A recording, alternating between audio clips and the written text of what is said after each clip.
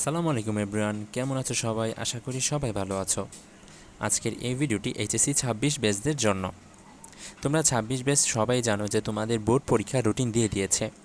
এই রুটিনটা দেখে অনেকেই সন্তুষ্ট, আবার অনেকেই অসন্তুষ্ট। তবে অসন্তুষ্টির পার্সেন্টেজটাই বেশি। তো আমরা এই অসন্তুষ্টটিকে নাম দিয়েছি জঘন্য, অর্থাৎ জঘন্য রুটিন। তবে টেনশনের কোনো কারণ নেই। এই জঘন্য রুটিনটাকে কাজে লাগিয়ে কিভাবে তুমি তোমার কাঙ্ক্ষিত ফলাফল পেতে পারো এবং এই জঘন্য রুটিনের মাধ্যমে কিভাবে প্ল্যান করে তুমি তোমার জিপিএ 5 পেতে পারো সেটা জানাবো আজকের ভিডিওতে। তো আজকের এই ভিডিওটি অনেক ইম্পর্টেন্ট, সম্পূর্ণ ভিডিওটি ধৈর্য সহকারে দেখার অনুরোধ রইল। তো চলো তাহলে ভিডিওটি শুরু করা যাক। তো আজকের এই ভিডিওটিতে তোমাদের জঘন্য রুটিনটাকে দুইটা ভাগে ভাগ করব। অর্থাৎ প্রথম ভাগে আমরা আলোচনা করব বাংলা ইংরেজি আইসিটিটাকে নিয়ে, এবং পরবর্তীতে গ্রুপ সাবজেক্টগুলোকে নিয়ে আলোচনা করব। তো চলো তাহলে প্রথম পার্টে আলোচনা করি।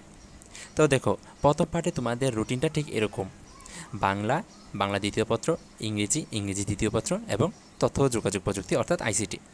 তো দেখো ভাই, তোমাদের বাংলা পরীক্ষা আছে 2 জুলাই, বাংলা দ্বিতীয় পত্র 4 জুলাই, এবং তারই পরিপ্রেক্ষিতে ইংলিশ 6 এবং 8 জুলাই। তার সাথে আমরা দেখো কী দিয়েছি, বাংলার সাথে বাংলার পরে বাংলার দ্বিতীয় পত্র একদিনের মতো বন্ধ, মানে তুমি গ্যাপ পাবা বা সময় পাবা। ইংরেজিও একদিনের মতো, ইংরেজি দ্বিতীয় পত্র একদিন এবং আইসিটি 2 দিন। তার মানে এখানে কী বোঝা যাচ্ছে, যে বাংলা ইংলিশের জন্য পরীক্ষার মাঝে, মানে পরীক্ষা যখন শুরু হয়ে যাবে তখন বাংলা ইংরেজির জন্য পড়ার জন্য পর্যাপ্ত সময় তোমার হাতে থাকবে না। তো তার জন্য আমরা এখন কি করতে পারি, বুঝেছো? তোমাদের রুটিনটাতে খুব বেশি সময় নাই, তার মানে এর জন্য আমরা তোমাদের রুটিনটাকে নাম দিয়েছি জঘন্য রুটিন। তো কোনো সমস্যা নেই, এই জঘন্য রুটিনটাকে আমরা এখন কাজে লাগাবো কিভাবে। তো দেখো তাহলে, পরীক্ষা যেহেতু শুরু হয়ে যাবে 2 জুলাই, এরপর প্রত্যেকটা সাবজেক্ট মানে আইসিটি পর্যন্ত একদিন করে বন্ধ আছে, আইসিটিটা বাদে। তো তার মানে বাংলা ইংরেজি পড়ার জন্য তোমার হাতে বেশি সময় থাকবে না।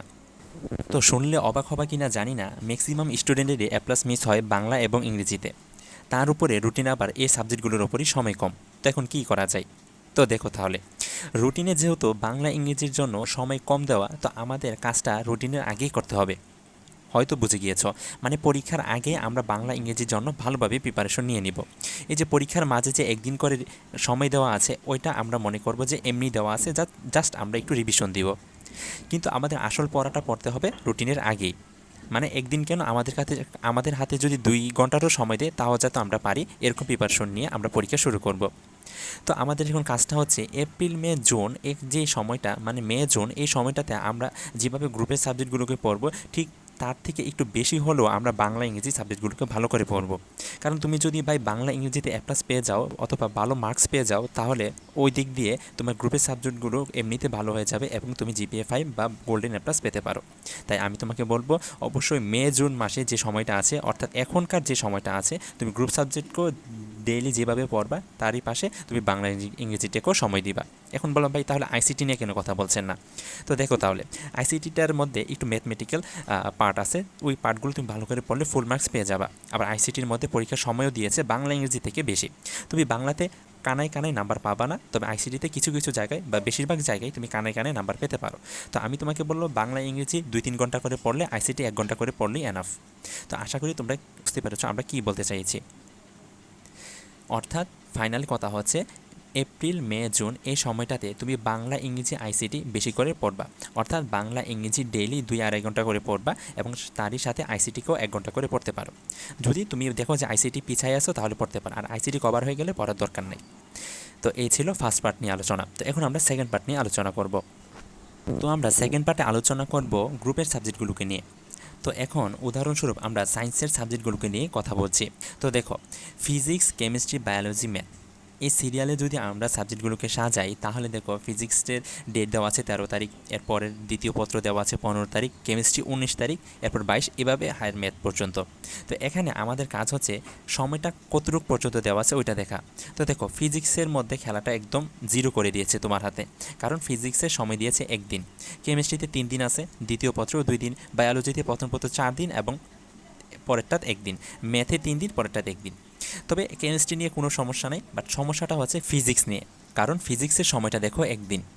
তো বরাবরের মতো ফিজিক্সের সাবজেক্টটা পড়ে গেছে ফার্স্ট পার্টের সাবজেক্টগুলোর উপর। মানে বাংলা ইংরেজি তোমার হাতে সময় দিয়েছিল কত? 1 দিন রুটিনে, তোমার ফিজিক্সও সময় দিয়েছে 1 দিন। তো এখন আমাদের ফিজিক্সের খেলাটা কীভাবে খেলতে হবে, ঠিক বাংলা ইংরেজির মতোই। কারণ রুটিনে যেহেতু তোমার হাতে একদিন করে সময় দিয়েছে, অর্থাৎ রুটিনে তোমার যে বিষয়গুলো একদিন করে সময় দিয়েছে ওই বিষয়গুলো তুমি রুটিনের আগে শেষ করে ফেলবা। রুটিনের আগে তুমি এই সাবজেক্টগুলো, অর্থাৎ এই সাবজেক্টগুলো বলতে বাংলা, ইংরেজি, ফিজিক্স, এই তিনটা সাবজেক্ট, তুমি এই তিনটা সাবজেক্ট রুটিনের আগে এপ্রিল, মে, জুন এই তিনটা মাসের মধ্যে বাংলা, ইংরেজি, ফিজিক্স এমনভাবে পড়াশোনা করে এমন আয়ত্তে নিয়ে আসবা যাতে তোমার রুটিনে একদিন কেন, তোমার যদি 1 ঘন্টা বা 2 ঘন্টার জন্য প্রিপারেশন নিয়ে পরীক্ষা দিয়ে দিতে বলে, তারপরেও যেন তুমি বলো যে হ্যাঁ আমি পারবো, এরকম একটা প্রিপারেশন নিয়ে ফেলবা। তো ফিজিক্সের পরে আসে কেমিস্ট্রি। তো কেমিস্ট্রি বরাবর যেমন আছে তেমনই, রুটিনে ভালো একটা টাইম দিয়েছে, কোনো প্যারা নেই, সমস্যা নেই। তুমি এপ্রিল, মে, জুন ভালোভাবে পড়াশোনা করো কেমিস্ট্রির উপর, এবং রুটিনে তুমি ভালোভাবে পড়ে ফেলতে পারবা এই গ্যাপটার উপর।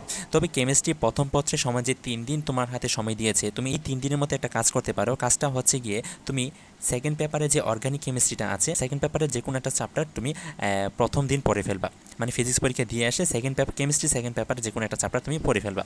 তারপর কেমিস্ট্রি ফার্স্ট পেপারের জন্য প্রিপারেশন নিবা। তারপর ফার্স্ট পেপার দিয়ে আসে কেমিস্ট্রি সেকেন্ড পেপার, তুমি ওই সাবজেক্টটা ওই আগে যে রিভিশন দিয়েছিলে ওইটা প্রথমে একটু দিয়ে ফেলবা, তারপর বাকিগুলো দিয়ে ফেললেই তুমি দেখবা যে তোমার কেমিস্ট্রির জন্য হয়ে গিয়েছে। এরপর আসি আমরা হচ্ছে কি বায়োলজির জন্য।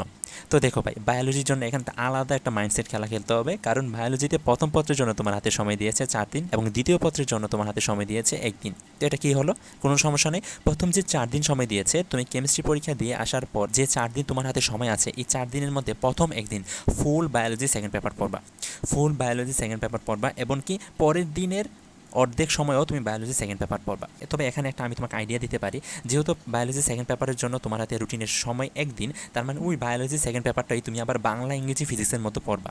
অর্থাৎ তোমার হাতে 1 দিন করে যে সাবজেক্টগুলোকে সময় দিয়েছে, তুমি এই সাবজেক্টগুলো খুব ভালোভাবে মে, জুন মাসে খুব ভালোভাবে স্ট্রং হয়ে যাও এই সাবজেক্টগুলোর উপর।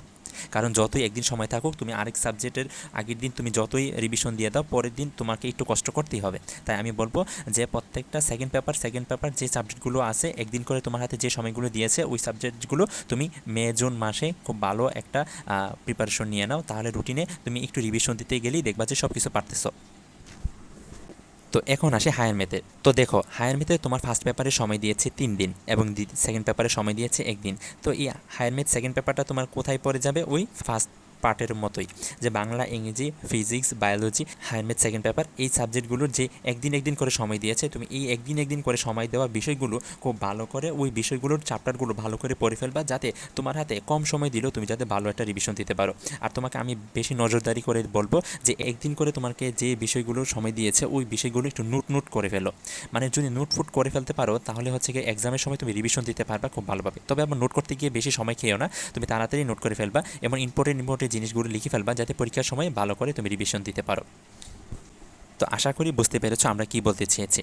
তো এই ছিল আজকের ভিডিওটি কেমন লেগেছে অবশ্যই কমেন্টে জানাও, বন্ধুদেরকে আজকের এই ভিডিওটা শেয়ার করে দিও এবং পরবর্তীতে কী নিয়ে ভিডিও চাও তা কমেন্টে জানাতে পারো। তো দেখা হবে পরবর্তী ভিডিওতে, ভালো থেকো সবাই, আল্লাহ হাফেজ।